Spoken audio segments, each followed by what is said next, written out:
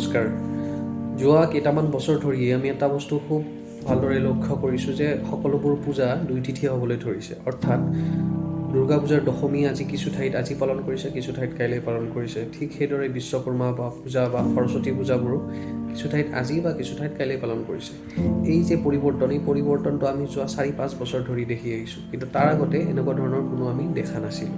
গতিকে এই বিষয়ে মোৰ বৰ বিশেষ জ্ঞান নাই বাবে ধৰ্মীয় অনুষ্ঠানৰ লগত জড়িত কিছু সংখ্যক ব্যক্তিৰ লগতো মই এই বিষয়ে কথা পাতিছোঁ আৰু তেওঁলোকেও ঠিক এই কথাই কৈছে যে আমি আগতে এইবোৰ বস্তু পোৱা নাছিলোঁ।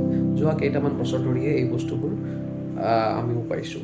গতিকে এইটোনো কিহৰ কাৰণে হৈ আছে, এইটো এটা ডাঙৰ প্ৰশ্ন। সঁচাকৈ এয়া কিবা গ্ৰহ নক্ষত্ৰৰ পৰিৱৰ্তনৰ কাৰণে হৈছে, এয়া আন কিবা বিষয়বস্তু ইয়াৰ লগত জড়িত হৈ আছে।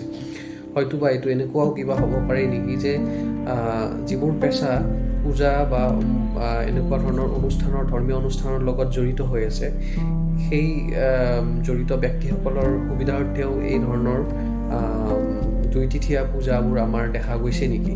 গতিকে এইটো এটা জাষ্ট প্ৰশ্নহে। আপোনালোকৰ ওচৰত কি উত্তৰ আছে বা আপোনালোকৰ ওচৰত যদি সঠিক উত্তৰ বা মনৰ ভাৱ আছে আপোনালোকে প্ৰকাশ কৰিব পাৰে।